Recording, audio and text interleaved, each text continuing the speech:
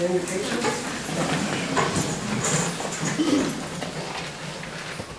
Father in heaven, we humbly kneel before you, Lord. We seek your will, your guidance, your way. Lord, we pray peace over this meeting.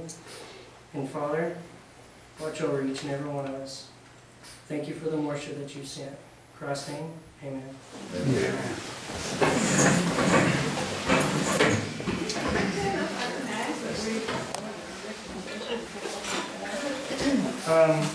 Actually, I don't want to do that. Unless you want to put it to a vote. I make a motion we're going to executive session for open forum. I'll second. Okay, motion to make it go into executive forum.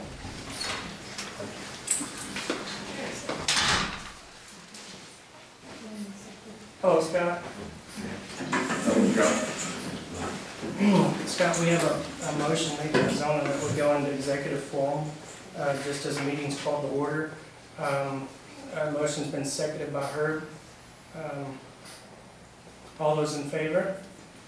Aye. All those opposed? Opposed as well. But the ayes have it. So we will adjourn to executive session.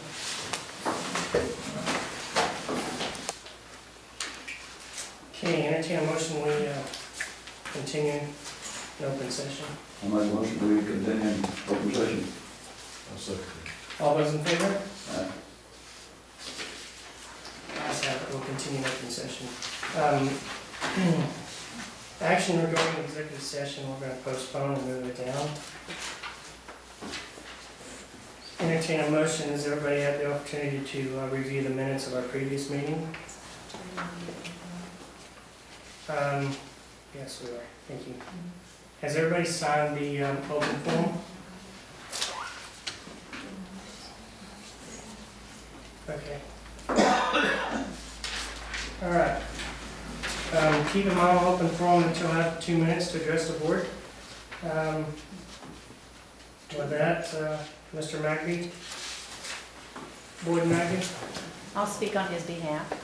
I'm here about the nursing home. My mother is placed there. I feel that Shanna has come in and done an outstanding job trying to get things up and running. I believe there's more that can be done. I don't know if her hands are tied due to financial burden or not, but there needs to be more help there. There's not enough nursing staff there to take care of 42 residents. I believe that the residents don't have a voice, so someone has to speak for them. And I believe that Shanna speaks for them at times, and I believe she's trying her hardest to make improvements. But there are improvements that can be made, that maybe her hands are tied, that maybe y'all are tying her hands that she cannot do it. Okay. I may cry because when you have a loved one in there, it's hard. Yes, it is. But I do believe that financially, that, you know, the CNAs and stuff are not paid enough. If you want to keep people here working as nursing staff, CNAs, you have to pay them or they're going somewhere else. We are hiring people to come in from out of town. We're paying their hotel, we're paying their traveling. We shouldn't have to do that. We should pay the people here who know our people, and we should pay them to want to stay here and work. There's people outside of here that pay for, you can go anywhere and get paid better than here. What is it that's holding us back from paying these people to want to work here and take care of our family members? What is it? If you can't fix it, these doors are going to close and these people are going to have to be moved somewhere else that nobody knows them. It has been this way for a long time and nobody is fixing this problem. And if it is money, then figure out where it's at and fix it. I don't know what y'all's bickering is about. I don't know what y'all do here. But I think professionally what y'all did is moving out of here and holding us all here. Y'all need to settle whatever this bickering is that y'all are doing and get back to what is important. What is important is these residents in this hospital. Well said.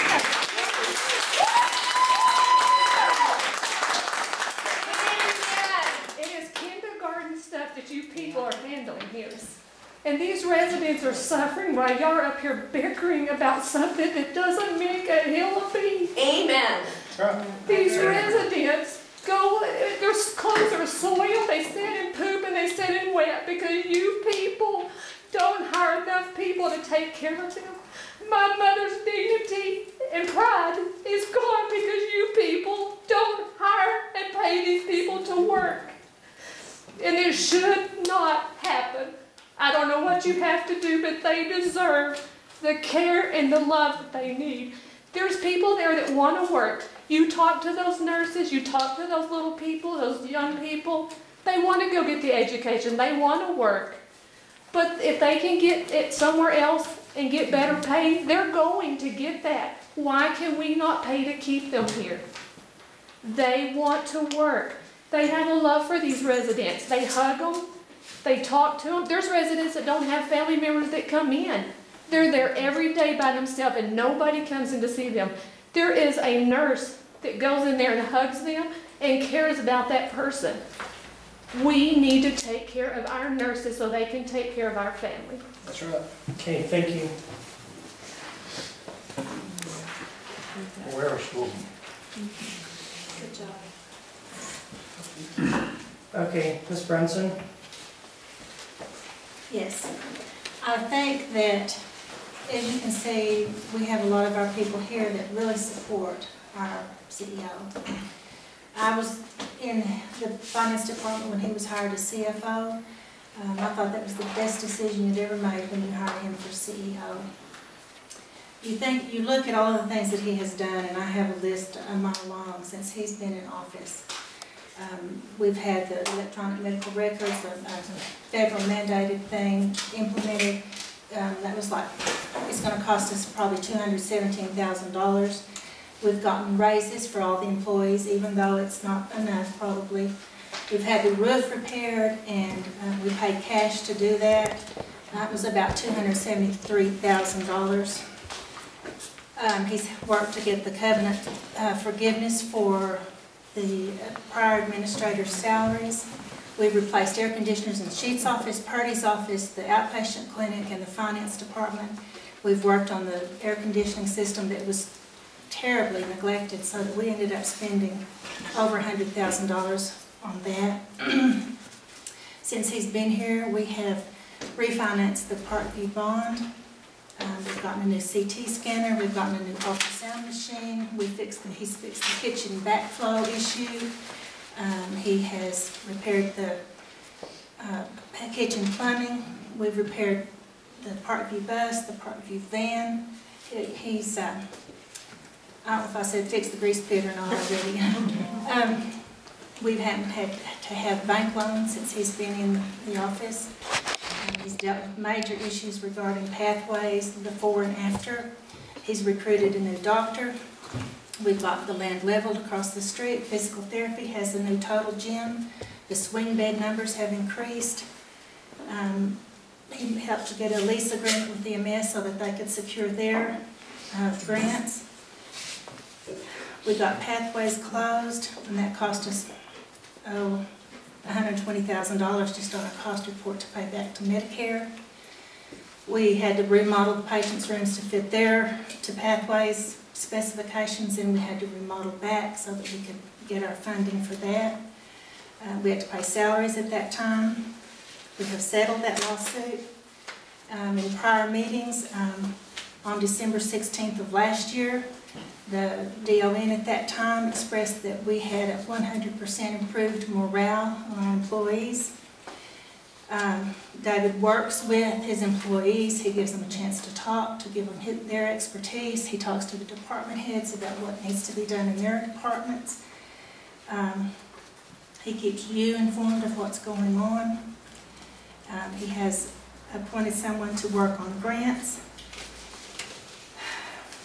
On the grants, we have a grant last March for $50,000. That went for a new blood gas machine that the lab uses, the respiratory therapy uses. We got a defibrillator for Dr. Purdy's office, a glidoscope for the hospital.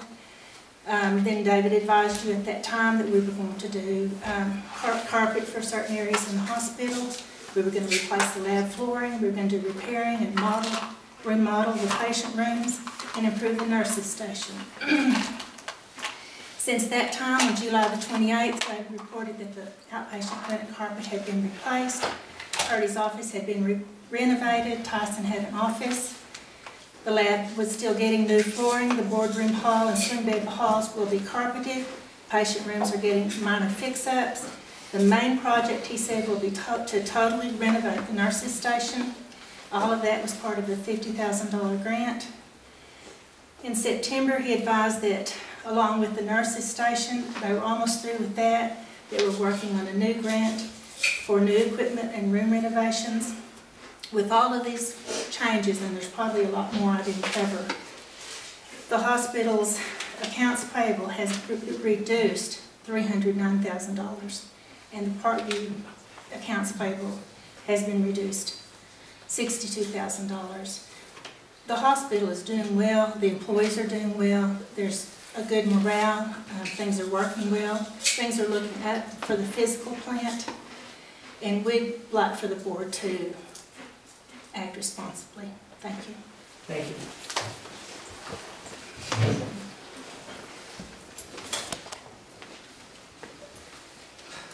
Bobby Turner? Well, I'd just like to add, I've been here 6 years. I know what this was like when I came in here. Bedlam would be an easy way to put it. Since then, I will say the working atmosphere in the hospital, we have no problems in the hospital as far as the working atmosphere. David's assembled over time a staff that works together, works with him, acts professionally, and does their jobs. I know that my relationships with department heads and the people I have to work with, which is every single soul in this hospital at one time or another, is much better than it was 2 years ago. I just know the overall attitude of the hospital and the hospital staff is much better than it's ever been since I've been here. The only problems we're seeing as far as any problems with the hospital is outside the hospital and the outside forces working on us and weighing down on what we're trying to do. Makes it awful hard to come up here and work when you don't know what's going to happen above the administrative level, when the administrative level is doing all they can and we're doing all we can to make the hospital better. We've gone through, just in my side, this EMR thing that we've gone through, you cannot imagine what we've gone through. What we've gone through money-wise, what we've gone through fighting the company we bought from, which we're not the only ones that do it, no matter what system you do. But I can tell you, from the top down, we've had so much help that saved this hospital more money than you can realize by the actions that we've had at the top. By his working with that company and demanding they do what they need to do. And that's one thing we do have here. Now, we do have some demands that people do what they're supposed to do. And some people are having a hard time accepting that. And I know when I came here, it's bad to say, but there's some people up here that were collecting a check. That's what they were expected to do, and that's what they did. They collected a check. Staff changes have changed that. The expectations have changed. Some people don't like that. It makes some people mad. But I know as far as a business atmosphere and a working atmosphere, things are much better than they've ever been. And people just don't like working in the auspices of, okay, it's third week of the month or whatever, we're fixing to have a board meeting, what's coming up now? Thank you, Bobby. Yes, sir.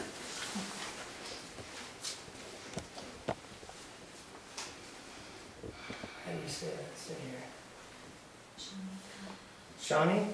Yes.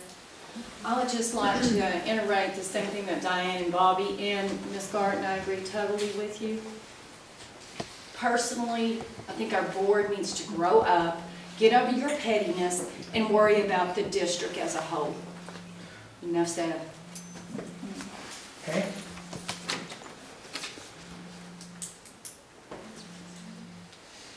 Suzanne Nichols?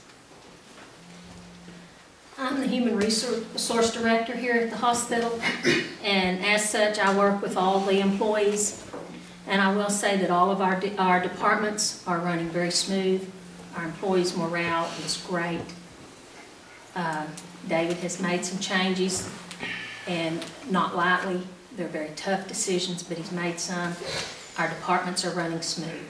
They're running efficiently. Our employees are happy. For the first time since I've been here, and I've worked here for 12 years, we have an administrator that is fair to everybody.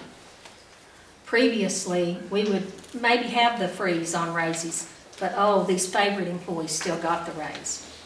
Or oh, this department might get things that the other departments maybe needed, but they're not the favorite, so they didn't get it. But we've got a fair fair administrator now. And you don't know what that means to all the employees, all of us. It makes a big difference on the morale and how people live here, feel about things here. Also, for the first time, we have an administrator that is keeping us in the black. Since I have been here, we have been without money. We've had to worry about, do we have money for payroll? We've had to go borrow money to make payroll. We're not doing that now. We've got money. We've done all these things, we've paid for them, and we still have money. And that makes a big difference. But you know what? The downside to all of this is sitting right here. Sitting right here. You were elected to do what's best for the district, not to do your own petty agenda. It's selfishness. I don't think you started me again after Shawnee. I did it. Shame on y'all for the way you're doing your work here. Shame on y'all.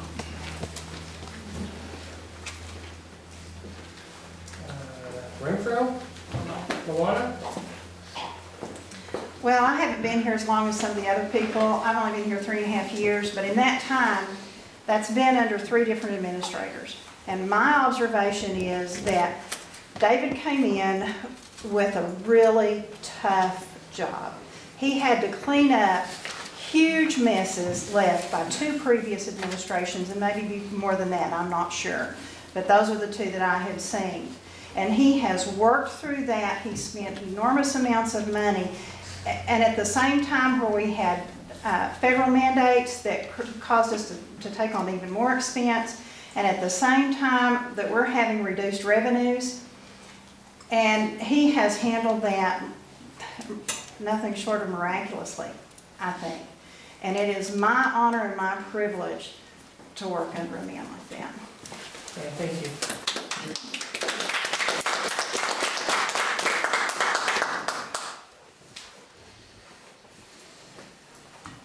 Leanne? Sometimes I don't believe that it transcends to the board how things are here. You see it on paper, but you don't work here each day, nor should you. But our departments, at this point, the hospital employees get along probably better than they have, and I can vouch for years. More years than I want to mention sometimes. But David has spent his time trying to fix what other administrators. I was here when the water softener was bypassed for the air conditioning because we didn't have the money to fix it. And the administrator said, and that won't be for very long. But he left it that way. So it ruined our air conditioning system. I was here when they put in pathways. Pathways that I told the administrator, he knew. I mean, I'm not saying he did that on purpose, but it was never going to be a benefit of Medicaid. And as high a Medicaid population as we have, if you can't get Medicaid money in that, you're never going to make that work. What we've done, or what David has done, has been able to get past that. We are seeing the light. You don't know how nice it is to have an administrator come to your department and say, hey, how much money are you going to have this week? Because if you don't get in enough money, we can't pay salaries, or we're going to have to go borrow the money to pay the salaries. He's been able to get another doctor over in the RHC, in the Rural Health Clinic. If he hadn't gotten that, we would have been in terrible shape because Dr. Sheets lost 2 of his mid-levels. That clinic is running over. Had it not been for David being able to secure Tyson to come here, and to get that clinic. We just had an audit in that clinic, a Medicare audit. Came out very well. They told us that clinic was performing well.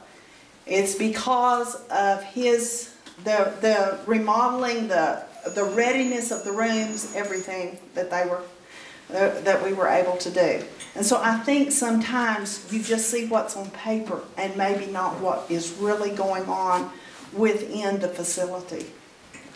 Okay, thank you. So now, I would just like to say that no one is perfect. You are not perfect. We are not perfect. And David is not perfect. I've been under 4 administrators. I've been here about 8 years. And he is the best one that we have worked under. I will agree with everyone, and I won't drag it out, that he's done the best for us. His best interest, as well as ours, and I hope yours, is for the district. And what does the district mean? The district means people. That's what the district are. Just like she said, the people. I'm fixing to step on some toes here, but we are not robots up here. We come in and we do our job, and we see things that you do not see. And we had a vendor. Seems we had a problem with the vendor. Several of us saw this vendor's problems and lack of work up here for several months at a time. Several of us felt like this vendor should have been gotten rid of a long time ago. And it finally happened. But there seems to be a problem up there that this vendor was gotten rid of. She needed to go. And I'm grateful she went. She wasn't doing her job. We were all concerned about it. People took notes. People kept information down and took notes about what was not being done. And I'm grateful that David got it done. But you need to realize the district is people. And it might be one of you who needs this hospital and needs me as a respiratory therapist or the nurses. And that's all that I have to say. thank you.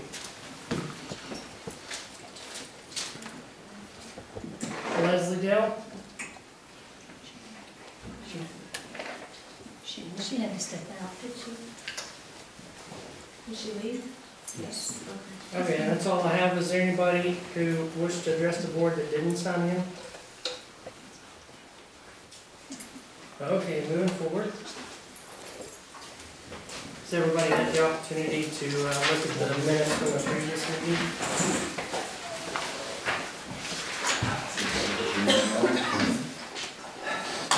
Anybody have anything on the minutes? I'll make a motion, we accept the minutes as they were. Second motion. All in favor? Ayes have it. Motion carries. We accept the minutes. Access Care Dialysis. I'll start that, and Shannon may want to include that. If you remember, this was about a year ago, we were having a discussion with the individual that runs the dialysis center over there, and you actually forgave his rent and then started a sort of a new contract, amended contract. Well, unless they receive payment today, he's behind by about 4 months. And Shanna has written him a letter December the 1st asking for that payment. Shanna? Herb, I talked to Herb today. Herb has the letter. I call him every month to remind him. Every month he does tell me that the money is in the mail. Every month there is no money in the mail. He is $10,000 behind at this time. So we do have a letter out to him that we put out 2 weeks ago, and Herb has a copy of that letter. We certified it. So at current, he's about $10,000 behind, and that's up to the board, what you guys want to do with that. Discussion? What can you do? What can we do? Well, we can turn it over to our attorney, who by law can go through the process of evicting him. Now, if you'll remember, he is also an attorney and he threatened to sue. So there could be a lawsuit. That doesn't mean he's going to win. That just means it's going to cost us money to get our attorney to defend whatever he may come up with. But it's very obvious this man does not stick to his word. he did it the first time, nor has he the second time. And so, it's at the board's interest what you decide to do, but you can do something if you choose. I don't know why someone would have the right to free rent half of a building for anything. That's a lot of revenue. You know, what little bit I know, this happened certainly before my time, but there was an issue with us not being able to collect monies because it didn't coincide with the current bond that we have. So, do you guys know if we can still enforce that and collect the money, or should we just part ways? It can still be done up to the 5 years that we told him, when we run into that he only had 5 years. He was fine with that. And we would go along with him on this for the 5 years. But he hasn't made the payments, and we forgive that other on him trying to get him out, because we did, the other board did tell him that he got it from the home and misled him to a certain extent. But I don't feel like we need to forgive him again. We can't just continue to keep forgiving him. We've got to have him. Well, the question you have to ask, besides the monetary value, and Shannon, you have to have it, do you have any residents that use the dialysis center at the present time? We have a couple, yes, we do. Now, it's not just those that we're concerned about, because the last count we had, they had about 17 patients over there. So there are other people in the community that use the facility, and if you choose certain directions to go, you may have to shut those doors, and so they're going to be put out, and so I guess you need to consider that also. Wait a minute, I guess, sir. Yeah, we can't put them out. No, we don't want to turn them out. So we need our rent. So I guess a decision can be made. You want to try to get the money, and we can write all the letters, or continue to write the letters, or maybe if you give up writing the letters and just let them stay there until the 15th and not pay, but, 2015. But that, I guess that's a hard decision for the board, because you don't want to do that. But at the same time, you do have people that are using the facility. We don't want, now that's right. I don't know what would be the answer. We forgave that the last time because there was a problem. Yep. He brought it up, and he wrote the new contract. So, I'm gonna suggest we turn it over to Mr. Simpson for collection, make him work it out legally, whatever steps he has to take. And, because he wrote the contract, he agreed Yeah, with it. he's the one, he come up with us a new contract, and we're good with it. Any other discussion there? Bill, would you state that in motion? Move to turn the access care dialysis problem, collection problem over to our attorneys and let them collect it one way or another. Second one. All in favor? Ayes have it, motion carries. Review current policy on account collections. What is our current policy on account collections? She's going to hand something out to you. It's quite extensive, so let's start back, because this has been talked about several times in board sessions, and so I'm going to reiterate some of that back from prior. This is taken from the minutes. Now, this part's not in your handout. The actual handout is the actual collection process, which again is quite explicit. Bob Donaldson, who was a board member at the time, stated that people are going to sink us if they continue not to pay their bills. Mr. Mason, who was the CEO at the time, stated that in MedStaff, that they brought up the collection issue as well, since it affects the clinics also. Mrs. Gatewood asked that if we hired a person in-house and they earned a percentage of what was collected, if in fact anybody thought that would work. Mr. Pearson, who was also on the board at the time, asked about obtaining a collection person rather than outsourcing this to an agency.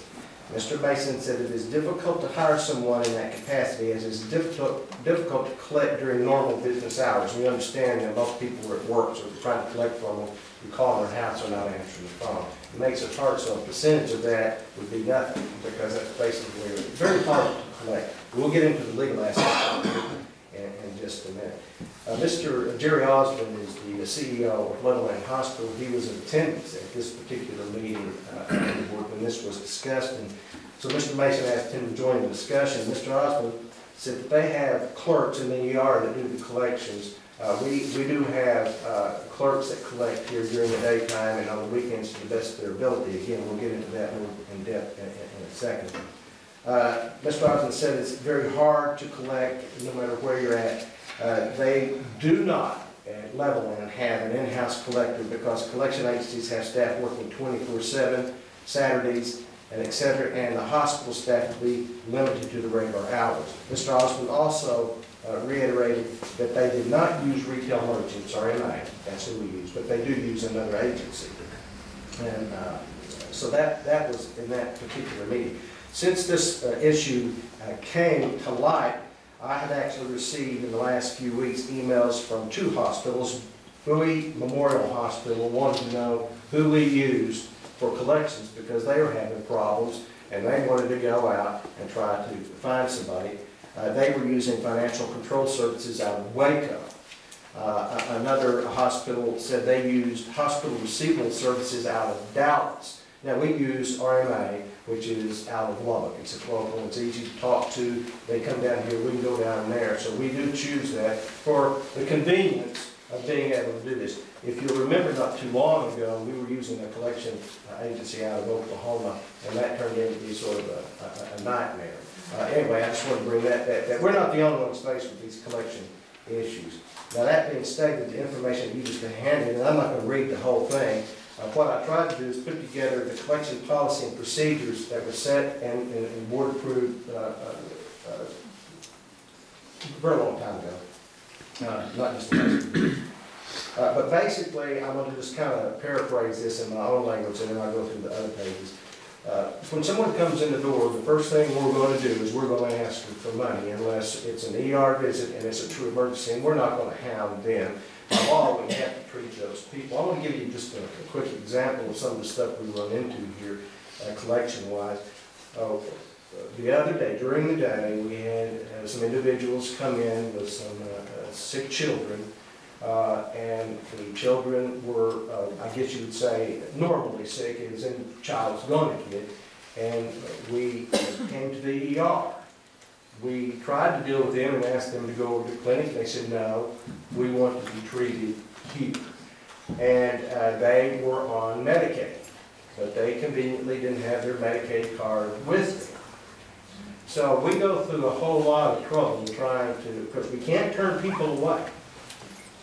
We have to, first of all, take a doctor to decide whether it was a true emergency or not. So we got their names, we were able to process it by going on the Medicaid site, pulling their numbers down, so we were able to bill it that way. But our problem now is once that gets into Medicaid, is Medicaid going to kick it back because it was not a true emergency. So they may kick back, if you remember, that's 40% cut for non-true emergency. So we're fighting this battle all the way around. But the first thing we do when you walk in the door, the sad part about it is we do try to collect up front. If you have some problems, we look your name up on the system. If you have some problems, we send you to our financial counselor. We see if we can work them into the charity care, incident care. We try to work with them every way we can. That happens to be Luana, who is the one that spoke earlier, but she actually one that deals with those people on an incident charity basis. And also she deals with the process of gathering the information and sending this information to RMA. RMA is our collection agency that we use. We send out, collection-wise, statements every 30 days.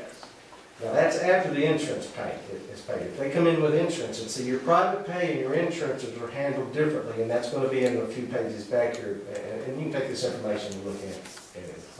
But we send statements 30, 60, 90, and 120 days. Also, there are phone calls that are made. And yes, sometimes this process falls through the cracks. You're not always be perfect in any form or fashion, so sometimes this falls through the cracks. But this has been very successful for us in collecting your upfront monies, and then RMA takes it and works it for 120 days.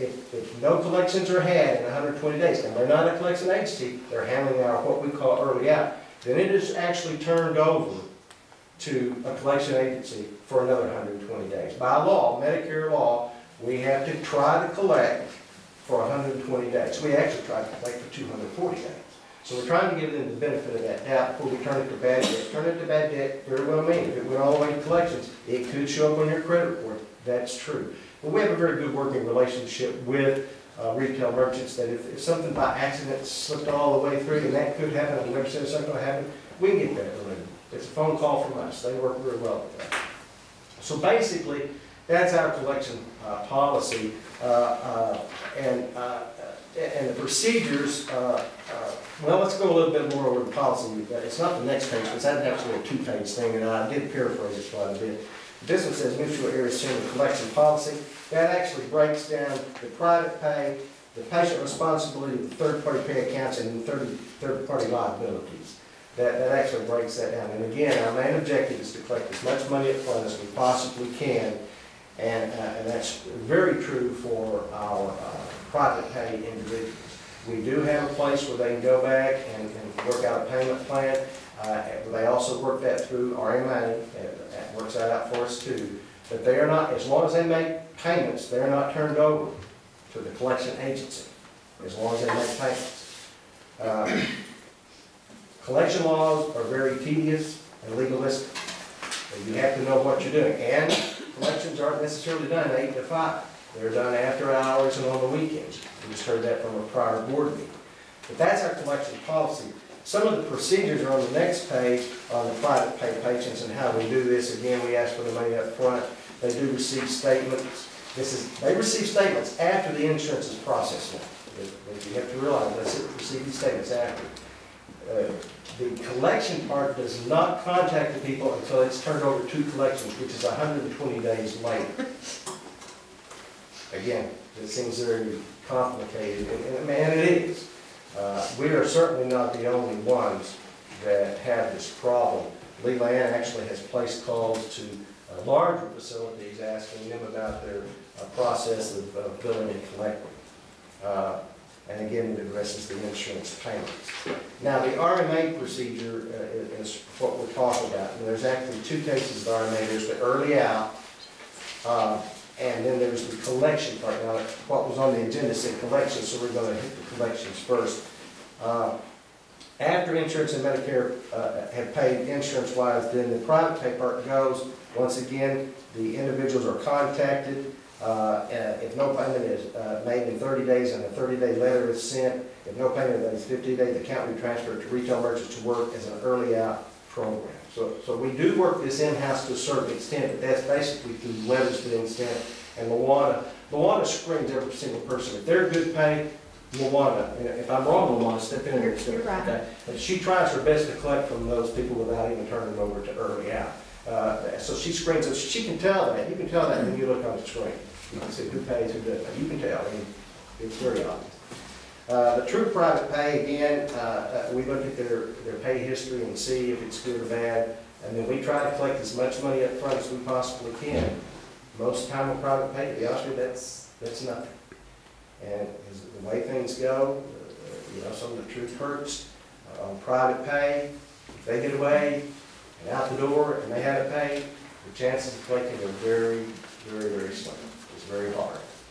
But we do work with them to the best of our accounts. The early out, that I spoke of, is work for 120 days as long as payments are being made on a consistent basis. If there's no response from the patient during that 120 days, or the payments are missed for 2 consecutive months, then it rolls over to the collection process. And then after that 240 days, they actually send that back to us, and we write it off in the books. What you see every month in your board book happens to be what we're turning to bad debt at that time. You don't receive everything that retail merchants necessarily. You don't receive that. That's bad debt is not what we first send retail merchants. Again, we try to be fair to everybody, and we try to give them an extended period of time. Medicare law is 120 days. We do that, but we tack another 120 days on there trying to work with the people as much as possible because we know how things take place. On the early out process, no letters are sent on these accounts, a minimum of 3 calls. We don't work drug screen accounts. Most of the time that comes from employers asking for drug work, and so we don't try to collect that from them. That's just the process we have in place. Again, accounts work for 120 days in the early out and then 120 days in collections. Possible changes that could be made, don't know that it would help one way or another. How many calls do we want RMA to make before rolling it over to collection status? They make 3 at the present time. We may want 4, but eventually that's going to play out. I don't think they would recommend doing any more than 3. They've been doing this for a long time. That's how come they're in the business they're in. How many days do you want to keep it in early out? We could shorten the days or we could lengthen the days, but the reason we chose 120 is because it just makes it easier and everybody to remember 120 and 120 then say, no, this is 30 days or 60 days and that's 120, so we just made it 120 across the board. That's our reason for 120, if you were wondering why they were both 120, just ease of mind. And for retail merchants, as they do this for us, then that's easy for them to keep up with too, because they keep this on their computer system. Once again, Luana works that, she sends this information to RMA, RMA then contacts her, and then these go back and forth for a period of time until they go to collections. They've been, of course, we talked about this a lot. They actually came out and gave a demonstration on their process, and they've done quite well. Now, what you have to realize too is that in 2008, and I say that because that's when I walked in, evidently nobody had tried to collect for years. And we had a lot of AR on the books showing up that were non-collectible, and nobody had removed it. So we started trying to work that aggressively, and it's just taken a while. Prior administrators sent it into Oklahoma, and that just didn't work. It just didn't work. And so now we do have it at RMA, and they're very gracious too because they work with us. To be honest with you, sometimes we fall behind on payment. Yeah, we did. We do everybody that way, not just them. And they work with us, so we don't hound us. They will call us, and when they call us, we try to make payment. That's really the policy and procedures that we take place in trying to collect from anybody and everybody, and we treat everybody exactly the same way. In the process, though, we have people that sort of fall through cracks and that really yeah, behind. sometimes that's going to happen, and we don't want it to. We try our best for it not to happen. But I think even if you lived in unless we lived in a perfect world, you're going to have that. But we don't like that. And they're welcome to come up here. They get a phone call, come up here, sit down with me. Of course, I'm going to take them to Leela Ann because she knows more about this process than I do. I can take them to Luana, depending on who they are and what the account says. They always bring their statements with them, and we can tell by looking at that. And yes, they have come up here, and yes, there have been some problems. And Leela Ann, I'm sure she can't, unless she has a better mind than mine, can't recall, but there have been some people that have been up here that didn't talk about it. They have been. And we sit down and we talk to them, and it's amazing if you talk to somebody and deal with them, they understand. And they walk away happy. Not that we dropped them through the cracks, but happy that we dealt with them and we solved the problem. There have been cases where it's been our mistake. And I'll be honest with you, it's been our mistake. I look at the amount, and if it's our mistake, and it's an amount, and I'm sorry enough that we're just going to go ahead and write that off. Now, I'm not aiming at $10,000. If that got out, then everybody standing outside the office. But I'm just talking about a few bucks here and a few bucks there. And we said, that's our fault. Sorry about that happened. We're willing to admit our mistakes if we make one. It's not always our mistake, though. Sometimes. What's the normal amount of time it takes you to hear from the insurance company paying? Lillian? From an insurance company? Yes. 3 weeks to a month to, 3 to 6 weeks. And that also depends, if it's a hospital stay, the physician has to finish the paperwork before we can send it to the coding company before we can bill it. So, there is a delay sometime, and people ask why I didn't get my hospital stay bill within 5 days. That's what we usually do, 5 to 6 days. And that's the reason, all the paperwork has to be finished. And that is mandated by Medicare. We have to have every signature on that chart, everything. But that's how long it is usually before it's paid. I'd like to see us look at extending our policy here at least 15 days in order to try to save some of those that fall through the cracks. To go out how far, 180 days? Didn't say the maximum. We're at 120 right now. We're at 120 on both what we call the early out and 120 on collections. No. I think you'd probably be speaking more of the 120 on early out than you would be on collections. Wouldn't that be right? Well, just looking at what you handed me here, if there's no payment made in 30 days, a 30-day letter is sent. No payment made in 15 days, account will be transferred to RMA. If there's no payment made, if we extend that initial to 45 days, no payments paid for 45 days, would that help the problem? No, because I think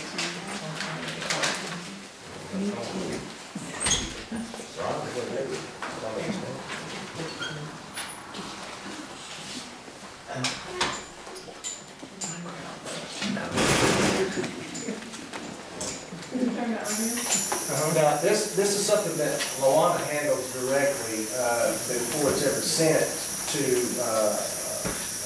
the RMA. If no payment is made in 30 days, 30-day letter is sent, and then if no payment is made in 15 days, then the account will be transferred to retail merchant. Not as collections, but as early out. You understand? Sometimes we get that confused. It doesn't go to collections until RMA has worked for 120 days. After that. Okay. I mean, we can extend any of these days, and this would be easy, because we can just say, Luana, maybe if no payment is made in 45 days. I don't know if that makes a difference. She certainly could work it that way rather than 30. I mean, if you got 30 days, and she could send it 45. I don't know if that, I don't know, I guess anything's worth a try. Luana, what do you think? Well, She's one actually. it's really advantageous to us to work them in-house because we can save 11%. Once they go to early out and they're collecting anything that comes in, even if they've never made a phone call, even if they've never contacted the patient at all, but there's a payment made, we're paying 11% on that. Once it goes to collections, that goes up to 33%. So I'm certainly in favor of saving as much money as we possibly can. But you have to balance that also with the idea that there are going to be people that simply will not pay. The easiest thing for them to get rid of is something that comes in the mail. They can get rid of a letter from me, they can get rid of a statement real easily. So sometimes that call is the thing that's going to prompt a payment. So it's a balancing act right there. We can try it however you want to. We worked out. Like it takes, anywhere from 3 to 6 weeks to hear back from the insurance company, and then after 30 days, and we're sending it for early out. Looks like if we had a little bit more time, it might help. It's a possibility, but then again, Okay. who knows? Any And discussion? you're gonna get some more in, you're gonna get to lose some. So I don't know exactly where the balance is there. Normal procedure on the account, if you go down there and on the account, your normal rate is 30 days. If you don't pay it, you get charged for it. I don't see where we need to extend it. I think the current policy is doing a good job. Okay. Anybody else? There's no interest involved, they don't charge you any extra after 30 minutes. I think it's treatment fair. If it goes to RMA, after the 30 days, at that point, do they charge us 11% if it's an early out program? Only if it's collected. Only if it's collected. Only if it's collected. They only get paid if they collect, and the same thing in collections process, they only charge us if it's collected. Very generous, actually. Okay, Any other discussion on it? I'm making a motion, we adopt the policy we've got, stay with it. second? All those in favor? The ayes have it. Keep the motion we have. Review current debt in the MCOs for overcharge. What is that and how does that work? Okay, I know everybody gets tired of hearing this, but again, truth hurts. Prior administrations, first of all, anybody can get this overcharge. The process is that if we collect money up front and your insurance pays, there's a good chance we might not have, there may be a difference. So what that is money that's due back to those people. At the present time, that goes back the next time we do a check run. And that's the way it's been for quite a while. We keep it current. The problem is when I came in the door, they had stuff all the way back from 2002. So there is some old stuff, the auditors are aware of that, actually you guys are aware of that, I've actually told you, and the auditors have actually mentioned it to you too. In fact, Bill, not too long ago, asked a question about the old stuff. So we're aware of it, so that there's money out there that we're working at. We have one, Diane, actually is working through this, because what we don't want to do, to be honest with you, is we take a look at each account on this old stuff, and we say, do they owe money now? And we apply that to their account. We don't just send them a check back. So and this is pretty massive. We're talking $90,000.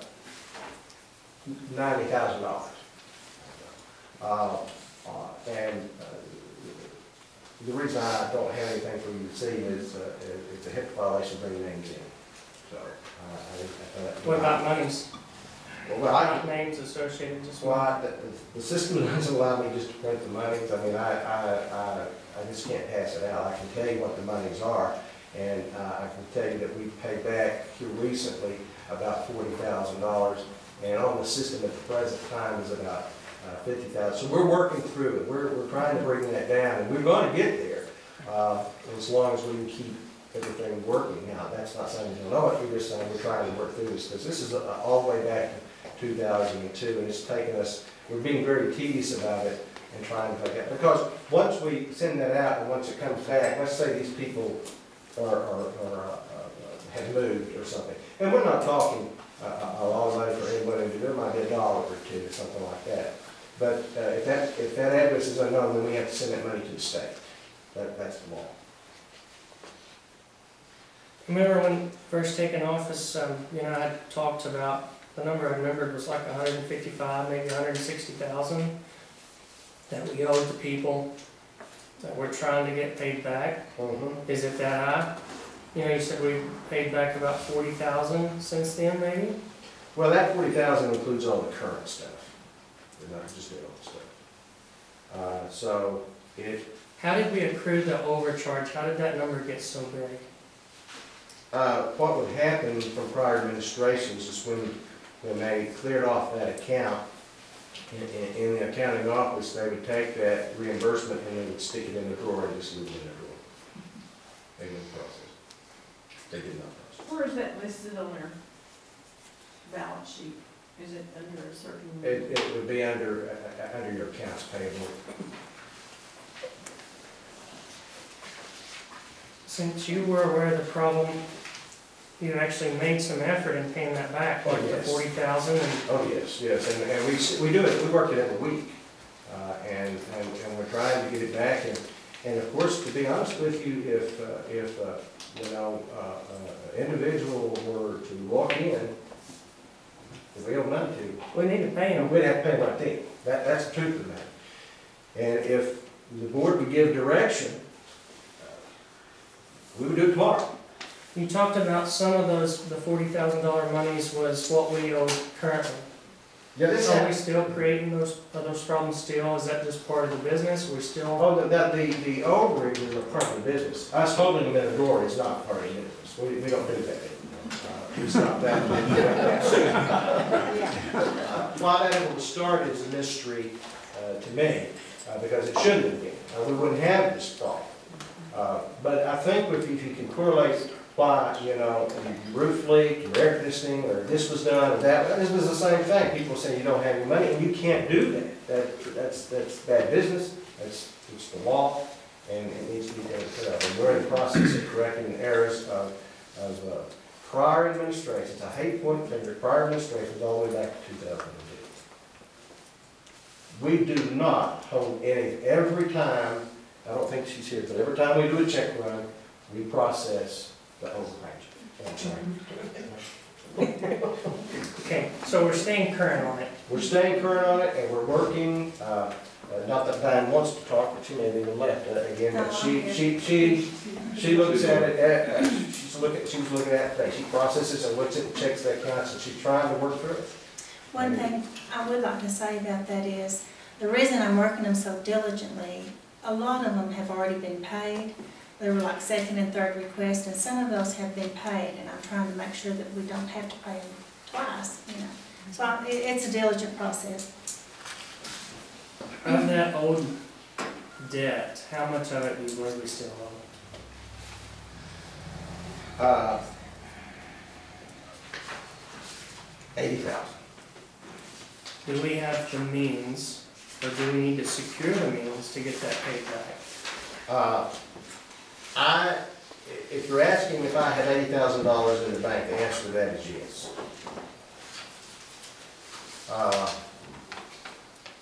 If the board chooses to do that, I'll put Sandra to the task. Actually, I'll probably pull Diane off of that task, because that would be double working at it. So if that's the process we're going to go through, then we'll just ask Sandra to cut not that check, it's those checks. There'll be a lot of them. Cut those checks tomorrow. How many do you anticipate there will be? What do you mean? 10,000, 5,000 people that we People, all? well, I don't know. No, we're not. I don't know. Oh, it's more than that, but you also have to consider that every one we send out, we have to send out by certified mail, which is $5.50 per check, and that check is gonna be $1.68 or 48 cents, or, we have to consider that, and that's one of the reasons why I am still trying to go through it, to make sure that we don't have to pay the ones that have already been paid, or that can be applied to the accounts that they owe at this time. We have to prove to the state that we tried to return. So $90,000 plus, wow. Yeah, $6-7 per. Could be another 50 or so. And we're running this we're running this as fast and as rapidly as we can. Now that sounds like, because we started this process, actually it started in 2009, because when I walked in the door, I had no idea there was a drawer with a bunch of stuff. That's quite a shock and a surprise. So I found this, and we're slowly trying to work through that, plus carrying on other business, and we just went through this conversion and such as that. But again, to answer your question directly, we can take care of it right now. And I think we could make it. I don't think we would have to run down next week and borrow money, but it could mean that if we got rid of that money right now, that we could run into having to go to the bank later. I mean, that's just a possibility. You have to look at all the different avenues. I don't think one thing that concerns me is that, I remember seeing, I always see things in the newspaper about, calling to claim this money. Or, are there state requirements saying that we have a certain timeline before we have to get these paid back? Yes, we do. Are we in compliance with those timelines? Not completely. Some of them are, some will not. There is a time frame that we have to work with that, and that's what we're trying to do too.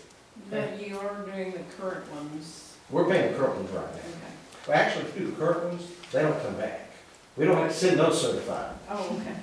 So we don't have to send them. If you do the current ones, it's taken care of. You don't have to worry about it. It's these old ones that you have to send certified because that's actually unclaimed money. Yeah. And that's where you're coming from, is when it hits the state, then those persons, we have to send all the information, then those persons' name will appear in the paper, you have these findings out here if you would like to claim. Yeah. Well, it doesn't cost to send it to the state. No. Well, outside of just sending it. No. So we get quite a bit back that didn't make it to the right. From the ones that sent, we received. Yeah, but What bothers me is, the discussion before on our account collections and, we gotta be paid. But when there's overpayment, I think David's done a good job at least bringing this to our attention. But, what would the board like to do on this? Do we need to get these guys paid? David, what's your recommendation? I will go along with what the board, again, y'all have discussed this before, even Bill remembered that. And if the board gives direction to pay this tomorrow, we will put Sandra to the task of cutting the checks and getting them out as soon as possible. You realize that it will take a while, and I'm talking, days. She's not going to be able to process all these checks in an hour. And I'm worried about being out of state compliance on some of them, if they're over a certain 2 or 3 years, or? Well, the process is that we have to turn in what we turn out by June. We have to make a report in June. So we send these out, and I guess maybe you said you've been down this road before. A lot of these accounts are so old. Like I say, we don't have 80,000, or we do have 80,000, but tomorrow we might not have 80,000. And it would cost us a lot of money to do this. And this is done in past administrations, built up over a long time. And I would recommend that we pay out what we can to June in a prudent manner. And then at that time turn it over to state and let them put people's name in the paper, and they can call the state and get the money from them. Okay. So did I understand what you were saying is that you want the amount of money that's owed paid out between now and June? No, pay it out as you can, like you have. Then prove, don't go down, pay those you think you can. But we can't afford to spend all. It wasn't this administration's problem. We didn't create this problem. And I think we have to turn it over to the state, let the state print people's names, and they go find it, go get it from the state. Is that what the rest of the board wants to do? Yep. All right, then would you state that in motion, please? No. What did I say? I make a motion we continue to pay these accounts payable in prudent manner up till June, and then turn the balance fund over to the state. Second to the motion. All those in favor? Is that okay? Oh, yeah. Well, basically, that's what we're trying to do.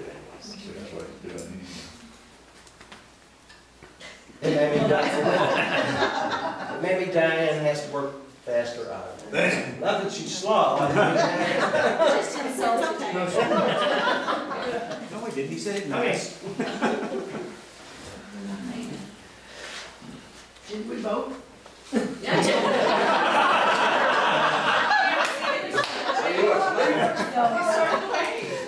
Are you waiting, or what's he doing? Okay, moving forward,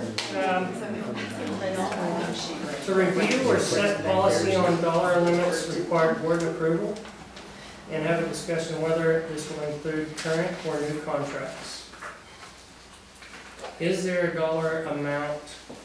I'd asked Kurt when I first come on, he mentioned he thought maybe 5,000 before, so it's not listed that would require board. No, to my knowledge, it's not. 5,000 is the amount that when you start doing depreciation. I told him I didn't know that.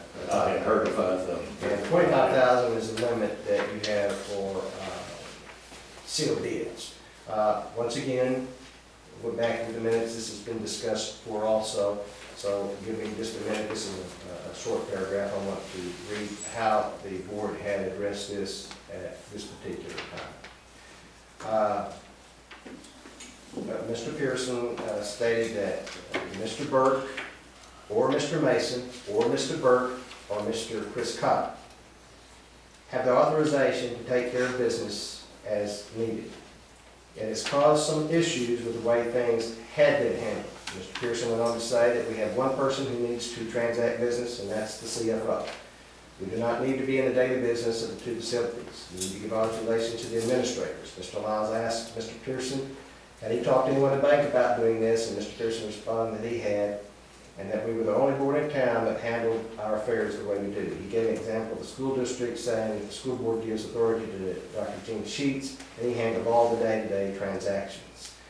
Mr. Donaldson made a motion, and Mr. Scott seconded the motion, that any future needs as far as board authorization and CFO, be taken care of by the CFO and their administrators to transact business on behalf of their respective facilities. There was no said dollar amount attached to that, it just said whatever is necessary. I've always brought to you every time that there is a large expense, you've been well aware of that, and every day things transgress here that, and I don't care that you set a dollar amount. Of course, you would have to be somewhat open to, if you set a dollar, we'd be coming to a meeting every day. You know, so you're gonna have to try to decide what that dollar amount is. There is not a law that says it has to be any dollar amount. It could be anything. I can tell you that auditors cost about $32,000 a year. This, that, and that's fresh on my mind while I'm at it. We will say I did my administrative fix. Auditors will not be here until January the 9th. BKD bought Paris Media Files, and they will not be able to be on site until January 9th, which will delay our audit for a while, but that's because of their fault. There was not a dollar amount attached to transacting any type of business. It was left up to whatever needed to be done. And so, that being said, again, it's a board discussion, that anything over $25,000 has to be bid. When it's a purchase, now you can go around that by saying if it's a specialized item, it does not have to be bid. But you know, there's different things today. $5,000 just doesn't want to buy anything.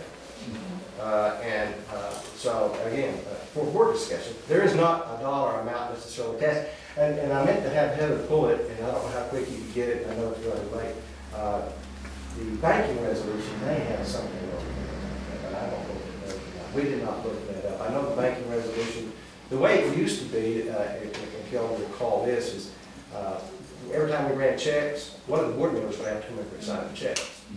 And so we would have to, every time we ran checks, we would have to find a board member somewhere to sign those checks. So that was changed, and if at that time too, the nursing home had a bond issue that we had to transfer $150,000, $200,000, and that took a couple of board members to go to the bank and do that transaction. Anything over that dollar amount required board intervention.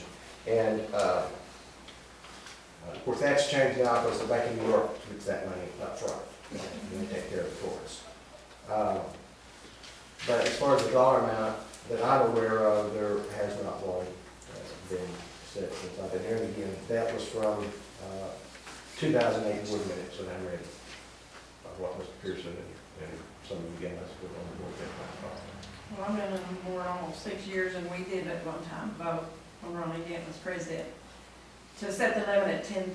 It was a hassle, and yes, we had to all sign, and that's why we changed it to that. So it was a real hassle. Well, again, I try my best. When I say I try my best, it's not that I would never spend $100,000 without you guys knowing about it. It would take an extreme measure. That's why when they had their problem, I got to get through it as an emergency so that I wouldn't have to be coming back every time, because I had no idea what it was going to cost. I wouldn't buy a CT machine at $700,000. You guys approved the purchase of the health plan equipment at $700,000. You guys approved the purchases of those large pieces of equipment.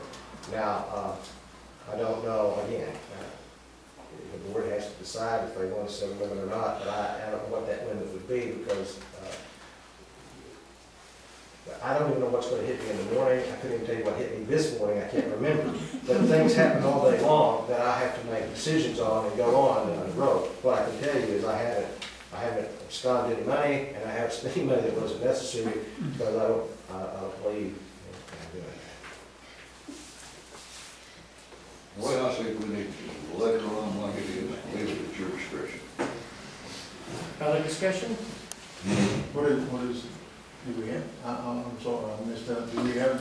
We don't have an amount. No, we don't have a dollar amount, it's just his discretion. Right, but I do think, current new contracts should be discussed with the board.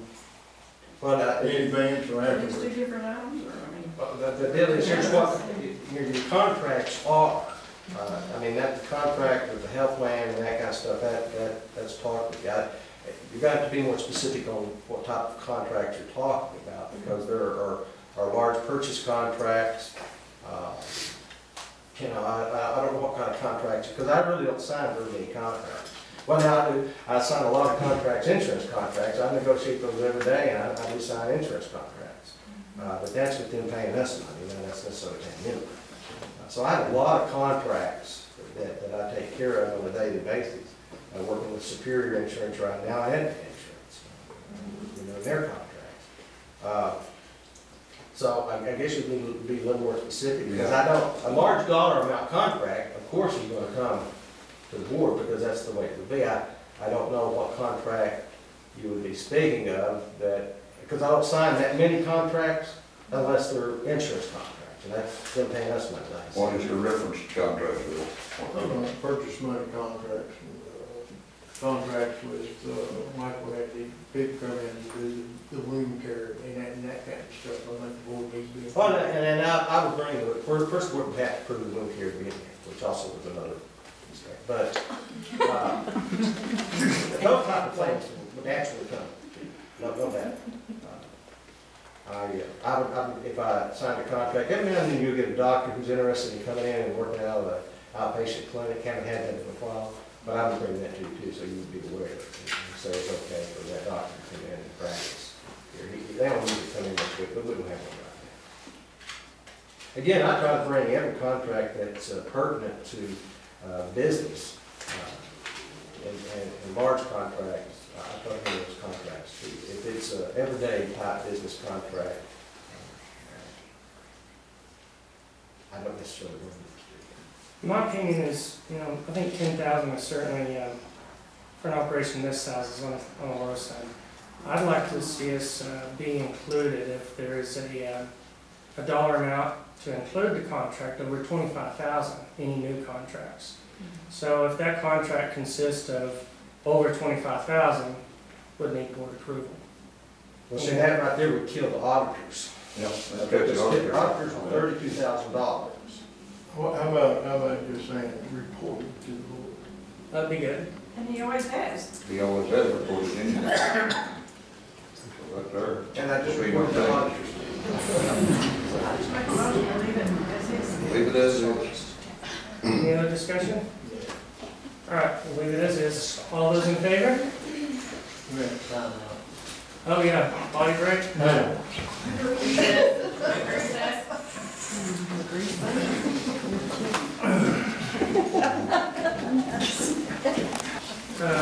I'd like to, in the consideration of time, I'd like to table the discussion for the CEO performance review.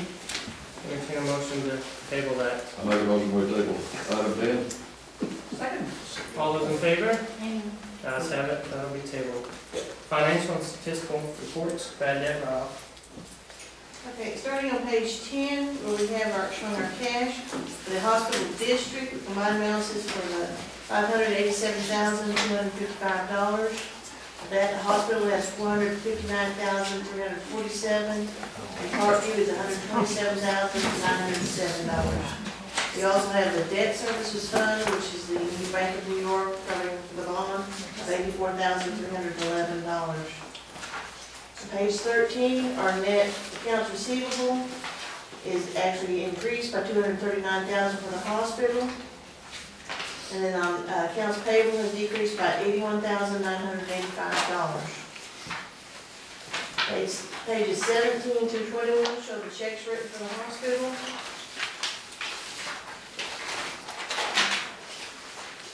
I don't listen to the board of the check. Actually, she got the wrong date on them. They're going to invoice all of them. Human error. It happens. The day behind, or? Actually, the one ahead. Oh, you got to avoid those, you can't wait till the next one. Well, if we hope the same thing, that might have been possible. Oh, yeah, I see what you mean. And then $377,070 on the hospital check that we're running for the month.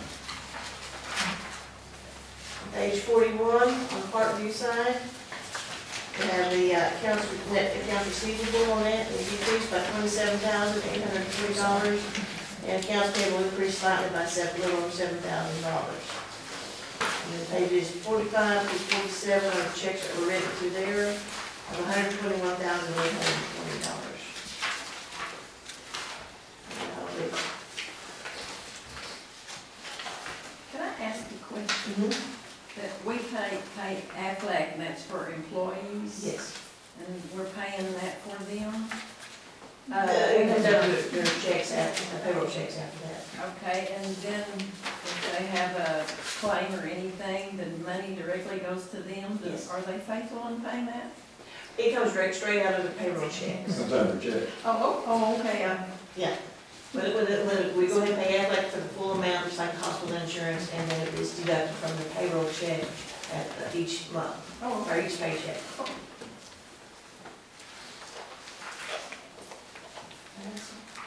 Any questions? I'm seeing in here more hotel checks. Hotel checks. I thought the last meeting we decided that had been discontinued. What's the date on those? This is October. This is October. Yeah. This is what We haven't done it since I said we weren't gonna do it. Because we had the meeting in October. So these are still, that was for September, we saw those, and these are the October checks for that. And that's when it was stopped, it was in October. They're staying in our rooms. We have a really nice room for them, and they're actually staying in those rooms free.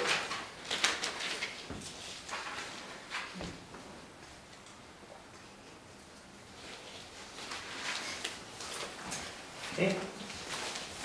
Any other? Administrative reports. I really don't have anything. I'm gonna try to work on, just for your knowledge, trying to get these bank payments, depending on the money situation, knocked off a little before the end of time. It depends on the time. In other words, when we're looking at next year, I might try to pay those off before the interview, just for purposes of getting our stuff cleared out through December. Don't know that I'm gonna be able to do it, but I'm trying to see what I can get out there. So like, for instance, this note still on the first bank hospital's paying $5,846 monthly, so that's, this is as of October? So below October, November, December, January, February? So this was the October book, so the 4 more months. 4 more payments. Okay, 4 more. Speaking of that, I saw the van going to Lubbock yesterday. This note's supposed to be paid off, this operating note's supposed to be paid off on Parkview, February.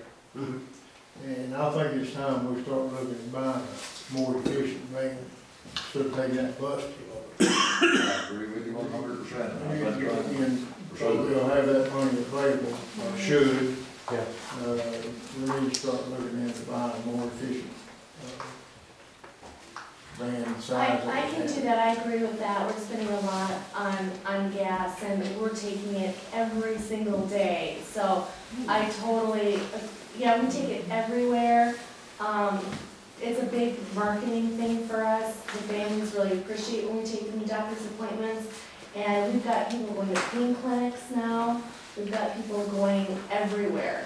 So if a lot of them don't need the wheelchair access, if we got a small car, we could, you're very right there, we could save a ton of money. And we probably should get a car.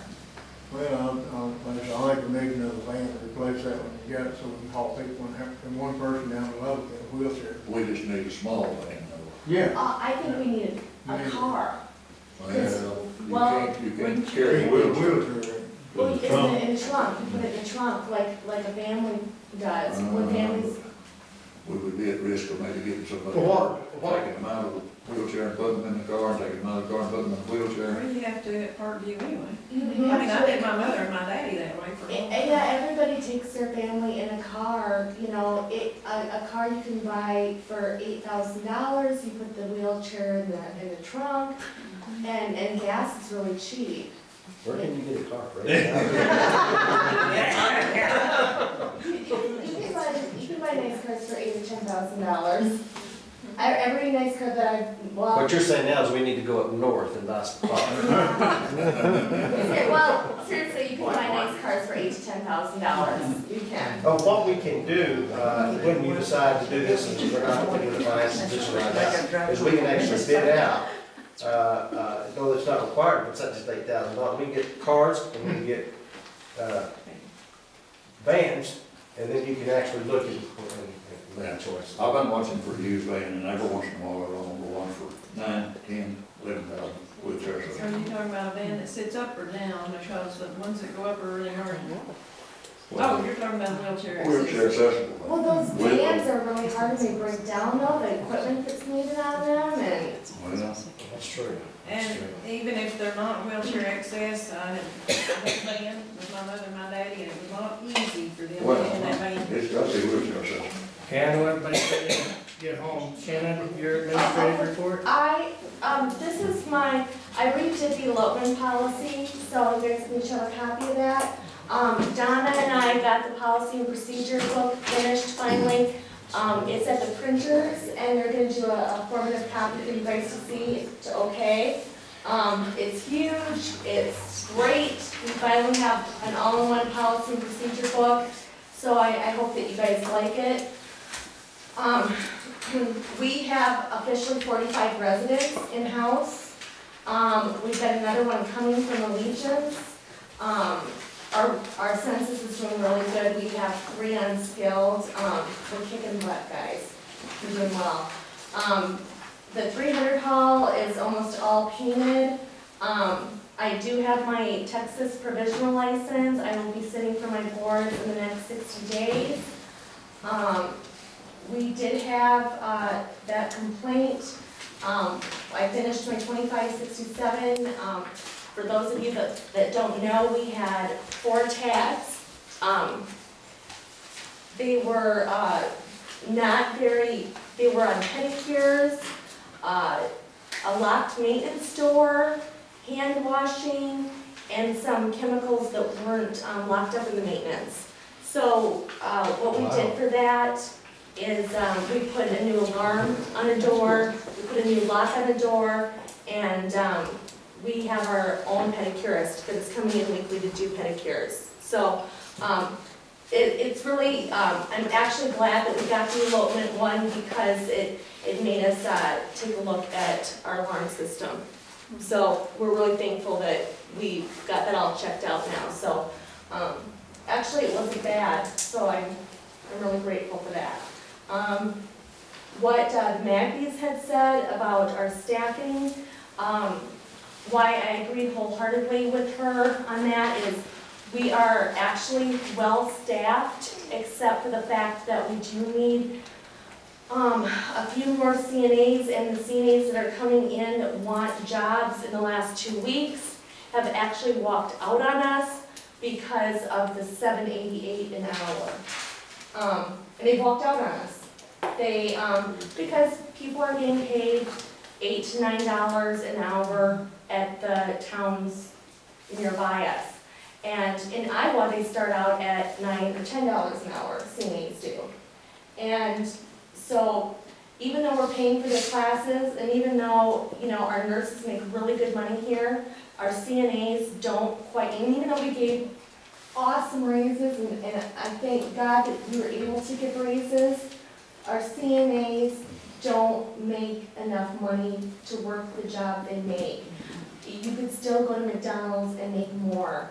And in the 2 weeks that we've had the ad out, we've had 4 come and apply and walk out on us and laugh. So the reason why I agree with Mrs. Mackey is she's right. They do way too much work to make $7.88 an hour. So at some point, David and the board are going to have to sit down and decide we need to pay the CNAs more money. How much do you want? I think we should start them at least $8.50 an hour so they're not walking out and laughing. You think that would get it? Yes, I do. You guys think about that, and we'll put it on the next agenda and address it. We have given raises, we still have a problem, and since the other staff is here, they can hear, because what the complaints you're gonna get is why are they getting and we're not? Yeah. And it may be time for us just to bite the bullet on that. You guys need to know what's going on out there, you know, and they're going, and that's what they're saying out there, that's what they're What saying. was your recommended figure, 830? 850. Oh, 850. You know, and in the other states, people are making a lot more money, and they have a hard job. It is hard job. It is a hard job. And our nurses are making the rate that everybody else is making. Our nurses are making good money, but our CNAs are not. Now, what I would say is that it would be the CNAs at the hospital and the nurses. Yes, yes, CNAs here work dirty job. Right. So that, when I'm saying amen to that, she's right. You know, they're not making enough money. We had 4 walk out on us, and we're not gonna get quality CNAs. We're gonna have rapid temps for the rest of our lives if we don't do something about it. Okay, so that's my spiel. Okay, thank you. Any other questions? Can we have some kind of report on the, what the cost of these temps are costing us as compared to before you came and hired temps before, and we had local people with these jobs? Can we get some kind of, I'm making money, aren't I? I don't know. It just says in the report that I'm making money. We can certainly, Well, well, that, you have to remember, that's revenue versus, that's not collections or anything like that. But at any rate, you can see what, because our ultimate goal right now is not to use temp at all. I mean, that's our purpose in this. We want to get away from people, both at the nursing home as well as here at the hospital. But we have to use temps here too. It's not just over there. Whenever you don't have to, you don't show us. And we want to go back to that. Now, certainly we can take a look at what, it'd be hard to take a look, because you're going to have to say, all right, who, in other words, the CNAs, you're going to have to find out what they were making versus, and I don't know what they charge for CNAs and temp. I don't know that yet. Now, the temps are all CNAs. That's what it. We have some weekend nurses that are temps. You know, we do, but we have ads out for nurses. You know, but as you know, Donna isn't temp anymore. She's one of ours. And the only regular nurse that we have that is a temp is our MDS coordinator. But we have ads out, you know, so we are getting there. So she's just filling in, she doesn't plan on. We don't know at this point, but she's making us a lot of money, I'll tell you that. They're gonna be us knowledge. Can I say How many do we something? have in the nursing home? No, that's all right. We have 45, and I'm getting another one, so we have 46. So that's pretty good. Our census is really going up. I'm very proud of that. Okay. Moving forward. Action regarding executive session. After careful consideration and after the heartfelt report from employees, concerned citizens, I ask you, are we the board that stands in front of loved ones not getting the care they need? And I look at all the turmoil that's involved in this process amongst the board, between the CEO, between the people that work here, and after hearing from the public nothing short of a crucifixion, I still stand by the Lord. And it is my recommendation to the board that we terminate the CEO, effective immediately. What? Of this hospital? Yes. Have you lost your mind? Apparently. What? Ms. Total disagreement? Any other discussion? What do you think? I think that our president is not in compliance with the CEO Exactly. critical access hospital trustee booklet, which I read to our board members in there. I would like to know why you find merit in this, so Larry can please put it in the paper. Yeah, I, yeah. Hey, Knock it off, Bill. you shut up. Okay, you guys. well, guys, I want to keep this civil as possible. You asked for an explanation. There was am I allowed to even discuss this? Yes, you are, because he requested it, sir. Okay. So, there were two issues. One of them was with a vendor, and I can tell you, I would have supported that decision wholeheartedly had that vendor had the opportunity to correct their mistakes. I feel like that exposes us to a discrimination suit because we treat another vendor in the same area differently. And just like I would with every other employee, I expect them to be treated fairly. Had they had the opportunity to make the changes, I would support it 100%. Okay, but Chad, didn't you tell board members and other people that the reason why you were afraid to get rid of her is because her husband was a good client of yours in your own personal business? You know, that does have some merit, but it's not the reason I make my decision. It was a big decision factor. It was a big factor. He said that to many board members that he was afraid to get rid of Christine because of his own personal business and the suffering of his own personal business. That's why he didn't want to get rid of Christine. He had no conflict of interest with the hospital. He was afraid of losing his own business. Shanna, can we move forward, please? I can tell you that the vendor he's talking about, the contract Chad says, the contract shall be in effect beginning May the 1st, 2008, and shall be yearly until terminated in writing by either party hereto. That's exactly what I did. Ted, the way I see it, you say our board is divided. Yes, sir. Okay. I asked you to run for this board. I nominated you president. I see that you are the problem. I ask you to step down as president of this board. I'd like to move forward. I want you to address this. That's so noted.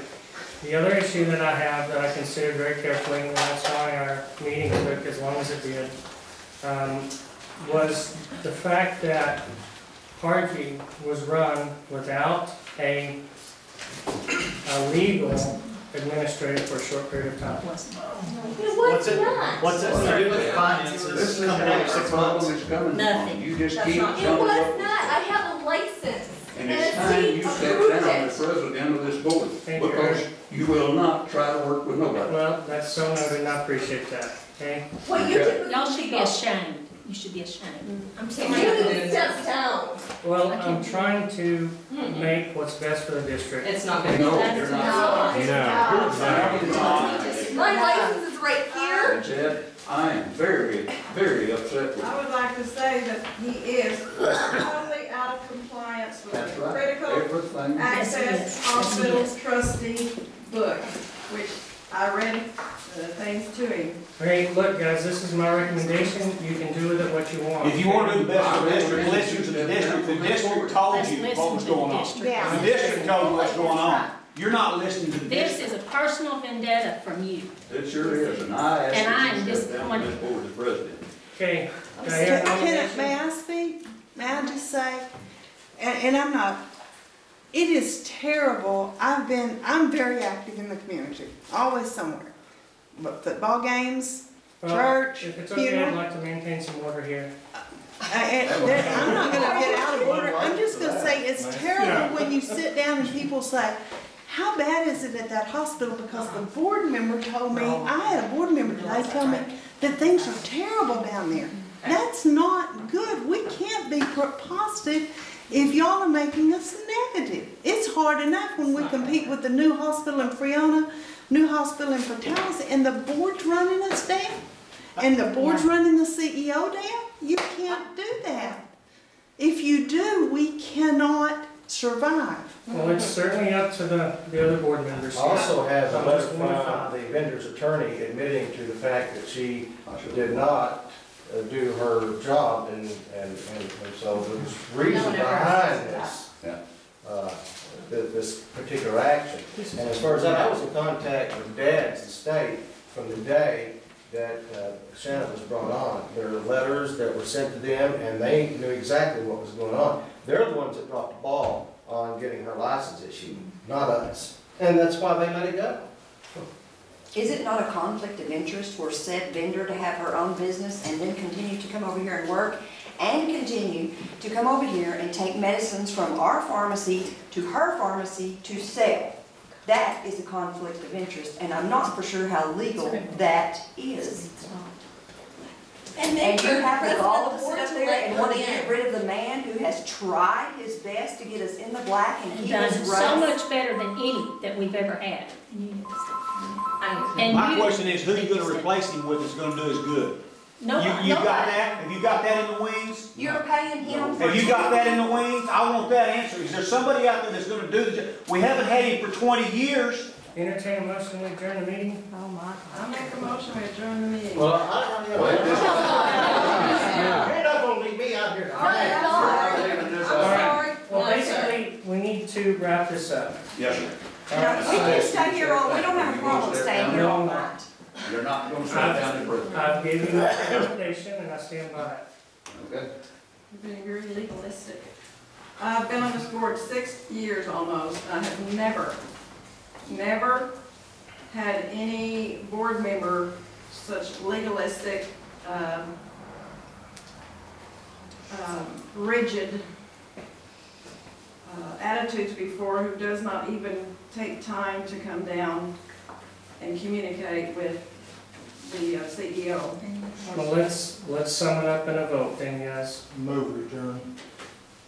So what do you do? No. What are you doing? So you make that So are you passing recommendation over and what he then said, you or just you want accepting to what he drift said? on? Move adjourn. I need to know today. Yes, I do, sir. I need to know. We need to know what's happening here. You need to quit fooling with You people's can't do lives. this. That's Paying exactly crap. right. That's It is right. not your job to run this hospital, it is that man's job, and he has So what are proven you doing? that he can do it. He has proven that. So why is your ego as big as the world here? You've nitpicked, You you've have- nitpicked, Yeah. and you've been an embarrassment to the employees here at the Absolutely. way you've conducted your business. Well, I'm sorry We're you not feel in high that school. way. Is this She's decision made? that- No, that's not the That's reason not my people decision. That's my voted you recommendation. in. They're not to the answering board. it. They're Why going would to you adjourn present without this, us why would you knowing. present this conflict of interest, and you say I do not have that, then you just admitted that you had a conflict of interest Yes, with you these did. vendors. You admitted it in public, and Larry's gonna print that out. I It's hope. not, you know, it's not based on that vendor. That's Yes, how I it saw is. you handle that vendor. Okay? It's a management decision. Did- Okay, what about how that vendor handled business at the nursing home where She she left the turned whole in closet. Medicare claims on people who had passed away, and they said, get rid of her or we'll shut you down. Right. Now, that is some bad business right there. And she left the So why whole are we closet defending closet someone full of with cutting. bad business like that? I've gotta have that. I wasn't aware of that. Well, you're Well, you maybe should be aware Yeah. more. Nobody asked crap, okay?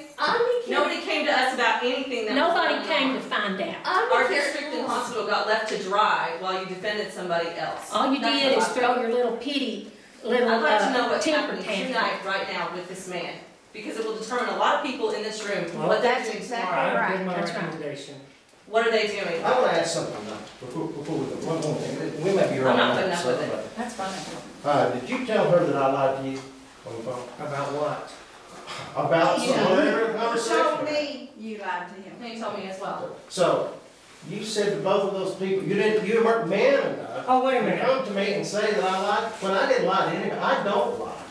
David, the problem that I had was that you told me that with Shannon, her license, it was taken care of. That's not even Not even subject like to it's all taken care of. It is. Christine. It is taken This is care of. Christine we're talking about. I didn't tell you anything about, everybody knew where we were on her. and so did the state. Everybody. But now you have a personal vendetta against me, and I'll tell you, I don't like you. I can't believe you can stand up here and talk about the Lord and pray your prayers and hold people's hands and act the way you do, and you want to call yourself a Christian? I'm sorry, you're everything but. And I'll say that to the public. I'm not ashamed to say that. You don't even have the guts to come up and say something about lying. Dave, I think it's this manner as to why I made my decision like I did. That's how you handle the situation. What about your situation where you went over to the nursing home and created a terrible mess over there Let's with hear some more about that. the previous administrator over there? And that was a huge atomic bomb that day that happened. Absolutely. And you created it. And this whole thing started from that day when you walked over there. That is where it started. He had company when he went, though. He wasn't the only one. I think Her that company got swindled into it, just like the rest of them did, to get voted in as president. Herb and Chad went to the nursing home on the deal you're talking about together. No. This was a separate thing. Travis, you got your wires crossed. It was a different event. I was not Okay, there with him that day. Okay, then there's more explosions prior to or after that the both of you were involved in. Okay, but one of In fact, I don't know if me and him. someone came and threatened him, or said if I was younger, I would beat you up, and that's what prompted that. Okay, let's get back to Which this. was immature, he should have never done that. Let's get back to what's going on right now. I need to know, with your recommendation, what is the board doing right now? And let me say this first, you know, you don't want to be where you're not wanted. Okay, I asked for a contract back in August because of this very issue. Yes. Now you're trying to kick me out the door with absolutely nothing. Yes. If the board would be gracious enough, I'm not asking for a contract anymore, I'm not asking for a salary, but at least give me something to go out on. My Lord, I have a family that I have to support. So if the board wants me to go, I don't want to be here if I'm not wanted. So did the other longtime employees that you booted with no cause, sir? That's management. That's management. So is this? No, sir, this is not management. This is not management, I'm sorry. Not any more so than the other. That's all I'm saying. This Yeah, is there is not any more basically, so. Yes, there this is. is basically, It's personal. this is a plea, and we're just gonna put it on the table. This is a plea to Scott and Bill. And I know that there's been bad feelings between you and David. We all know it. You have to be a blind man under the rock to not know it. Yeah. And this is a plea from me to you and to you, Scott. We have sat up here and said, that is the best man we have worked under, and he is not perfect. But we like him. And do you know what? He makes this hospital function. She makes it function, Yes. and we He's done a get very good job along with the as a We're making group. money. We are He's done a getting good job with the along, and hospital. we are making money. And I understand that you and him have problems. But please, look at what the district's best interest is. And I said the district are the people who voted for you, and voted for Scott, and Zona, and Chad. That is the district. And I know you have a conflict with him, I know there's a problem, but you have to look at that. You have to see that district. There are some of us here that, you know, getting to work, for some of us, is David has gotten us to the point where I can get up and go to this job tomorrow. Because he has done The the last best. 3.5 years I've been on this board, I guarantee you, I've lost more sleep over this hospital than all y'all put together.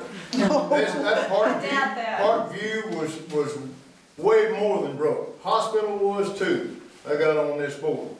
And we've worked through this situation, worked through it, and we've got the thing going where it's in pretty good shape now. We do? No, we don't. Not we. Not we. Oh, yeah. That man right there. No, I'm telling you. Yes, there was We've a had lot 10 of, administrators in the last 10 years. There was a People lot don't of come here involved, because of Jody. our reputation, There was a because lot of of y'all's involved. reputation. That's That's right. exactly why you need to keep the one guy Right. that can keep this thing working. there was a lot of us involved. Board members need to May I read something from the And I tell you what, another Access thing Hospital? is that we've had to take calls from these people who were unjustly terminated with no reason. That's management. Huh? That's Why horrible. is it unjustly terminated? There was no reason given to the employees while they were in You know, door. It was Bill, running a when lot you better have then than it 29 is now. tags Ask any in one resident's family. review, you Not what call I hear. any state agency, if you've got 29 tags, somebody's gonna get it. I'm not saying those ladies did it. I'm not saying that.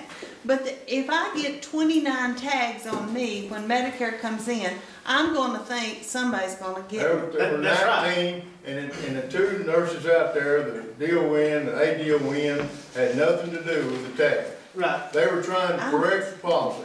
And they were called in and terminated with no reason, and told they would be, the police would be called if they went back out there to clean their desk out. So that's what this is about? That's part of it. Oh, wow, There's wow. And plus, plus we sit here with an unlicensed nurse out there.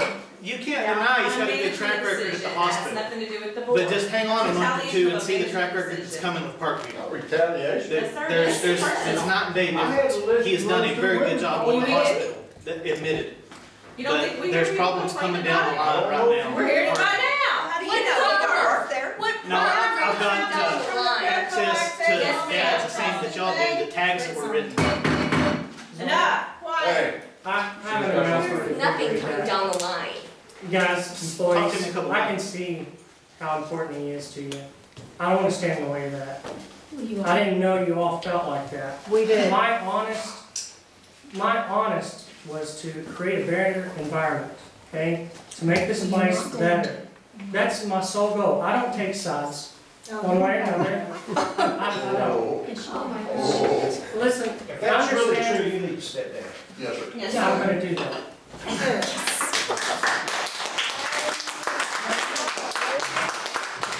Please make a statement or deal so they're gonna get in the paper, because we don't want you changing your mind. Well, I'm not gonna change my mind. I didn't mean to cause all this trouble for you guys. That wasn't my goal. It's not. I really felt like this was the best decision to make. Okay, then you've won that. I believe you, okay? You guys know what's best, okay? What I thought it was David rallying the troops, okay? Yeah, David would not ever ask us to do this. Never. That's very fortunate for the hospital and all. It's a day late and $1 short for Parkview as of now. Yep, that's not my goal, and, you know, I'm not best suited for this job, and I can recognize that. And I apologize to all of you. That's not my intention, so. Thank you. Effective today, I resigned from the hospital board. Thank you. Sorry, guys. Okay. So where does this leave us with Mr. Burke's position? Where do we go? Heather? Zona, I'm up with it. Yes.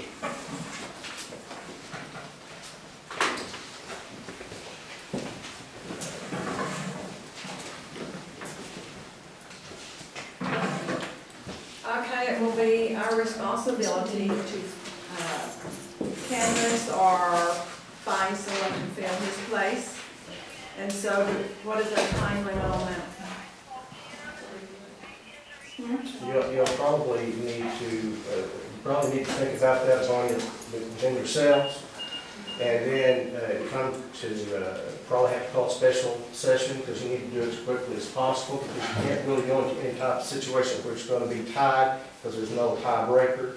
So you kind of get some ideas in your head of who, each of you, a couple of people, and then you can appoint that person. Y'all come together, decide on which one you want to come in to fill that board spot, and then that spot will be taken by that individual until election time. And of course, they'll have to accept. So that's why you probably need to do this as quickly as possible. In fact, I would suggest 3 days to hear, come back together in 3 days with a couple of names. So you can, because once you do that and choose those people, then you're going to have to go ask them, and then you're going to have to come back. And you can't ask them beforehand, because you all need to agree on who it's going to be. Excuse You follow what me. I'm saying? All this needs to be placed on the agenda. Okay. Okay. Okay, Well, special. what do they need to do right now that's legal? Adjourn. Okay. Okay. Just Do I have a motion to adjourn? already have. He had one, Okay, I'll say. Bill and. Motion carried. Yep.